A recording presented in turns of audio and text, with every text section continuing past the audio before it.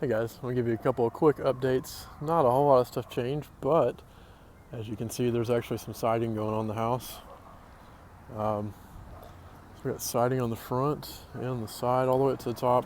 So we had a couple different options here, and one of the options I was considering was using hardy plank, but that was going to be about another grand or two more to put that on. So I decided to go with just regular wood plank siding. The other option was using like just 4x8 sheets. But the problem is the 4x8 sheet, it only go up to about the top, a little over the top of the door, and then you're going to have another sheet up there at the top, so that would look a little bit weird on the sides of the house. So we decided to go with this wood siding right here. Now, of course, that's just primed. Later on, it'll be painted, and we'll come back through and replace these columns. One of the things I'm trying to decide on right now is, do we paint the brick? That's kind of a weird color, and I don't know what color I could paint the rest of the house to complement that brick. It's almost kind of a pink color, which I don't like. I'd like to get rid of. So we're getting some ideas of potentially painting the brick or staining it, depending on what's available. So other than siding, one of the things that we had to do, you always find interesting things when you're working on houses. And since this was built in the 60s, and we found out when we pulled the bathtub out that most of the sewer piping under here was just rotted out, the cast iron piping. So remember, we ran the new sewer line coming out of the garage conversion, coming down here and tying into the clay pipe. But we had to actually dig out under the house here and tunnel under the house. Inside the house, we actually busted out holes here so we could run new PVC piping.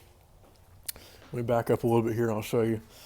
So all the piping over there for the bathroom and all that, that goes out where the garage door was, goes through the yard and ties into the clay piping. This right here is where the kitchen was. We were trying to tie in right under here, but every time we tried to tie into there, it was just falling apart. It just would not hold, and we weren't sure, is it going to last another 5 or 10 years? We didn't know for sure.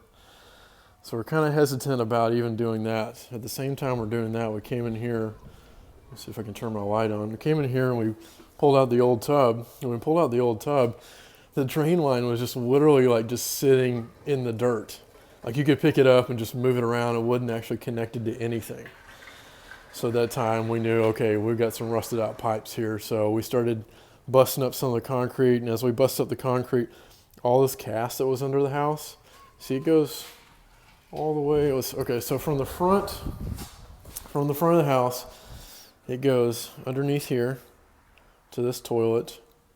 There's a vent stack right there, and it goes to the shower. The other toilet ties into the sink in here, and then continues to go under the slab to here where the water heater was. And all of that, as we started just digging into, is just falling apart. So we had to bust out holes in the concrete and actually dig tunnels underneath all this and replaced all this with PVC.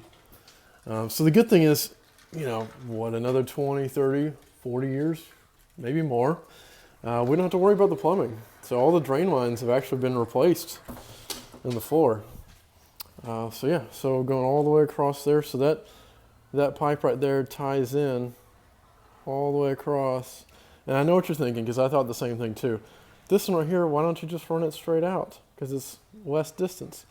Well, the problem is because you have a beam right here going all the way across the house. And that's going to be really, really thick concrete. Whereas this right here is not that thick. You can bust little holes here and you can actually just dig across. So it's easier just to channel it going all the way across here.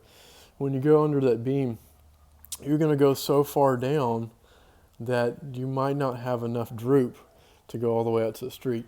The last thing you want is you don't want the pipe going down and then have to go back up. You don't want that. You want a gradual decline all the way out to the street so it flows all the way out there and doesn't get stopped up. So that's why we actually took this all the way across. So we got all the plumbing stuff done. For now, we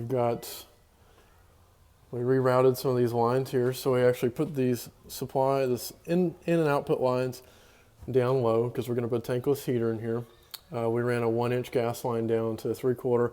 We're using a 150,000 BTU tankless unit, and you can actually run that off a 3/4 gas line.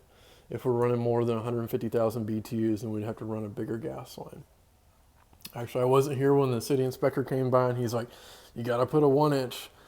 And because he thought we were running like 180, 190,000 BTU, which we're actually running a little bit less, which 3/4 would have been fine. But that's all good. We got plenty of gas line to support that. And of course, had to add an electrical outlet as well to power the igniter. And this drain line will be used both for the water heater and for the air conditioning system as well. So yeah, so we got all this put in. We had to have the city inspections come in here, and we had to fill up the tub full of water and make sure that none of the lines leak or anything like that. And then they'll sign off on that, and we can continue putting all this stuff up. We've got some insulation going in over here, and we're ready to start putting drywall up. So with that said, I'll give you guys some more updates once we have some drywall. And I don't know, should we paint the brick? Should we not paint the brick? Let me know what you think.